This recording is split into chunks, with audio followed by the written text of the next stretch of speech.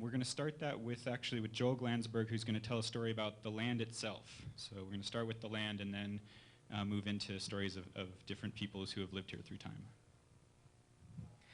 Thank you. And I'm going to actually stand over here so you can see these pictures.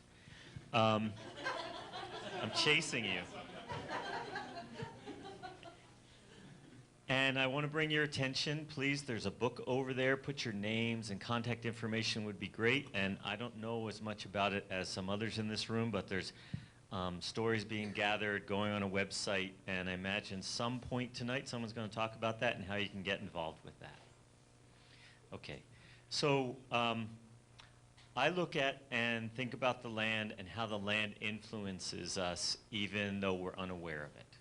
So as you're probably all aware, right, long time ago this was a sea, right, an inland sea, and the land rose up, and right where we are, the land started to open up, right, so there's a great rift valley here, and the sandias rose, and it made this great crack in the earth, and that crack began to fill up with soil, and where we're standing is probably on about a mile deep of soil that filled in this great crack. And that's what the Rio Grande River runs through. And soils and rocks and sand all washed down off of Sandia and created over here what we call the East Mesa, right? We talk a lot about the West Mesa these days, but the East Mesa stretches from the base of the Sandias into the foothills just on the edge of the Rio Grande Plain, right, on the river.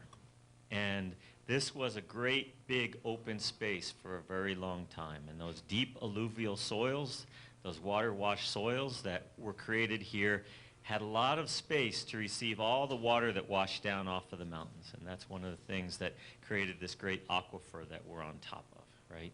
And all the plants that were here are very hardy and work together and have very deep roots. Most of the native plants here and grasses have roots about as deep as we are tall, right?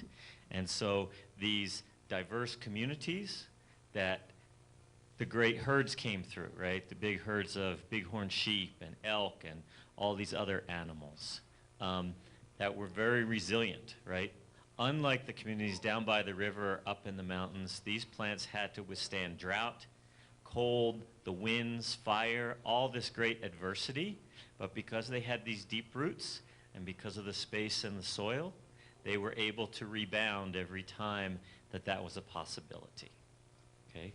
Also where we are in New Mexico, it's always interesting to me, the Four Corners, that this has always been a meeting place. We have the Great Plains to the east, right? We have the Colorado Plateau to the west, and we have the Chihuahuan Desert to the south, and the Rocky Mountains to the north. And there's many, many not only meeting of ecotones, but also species of plants and animals that make this place very diverse and rich.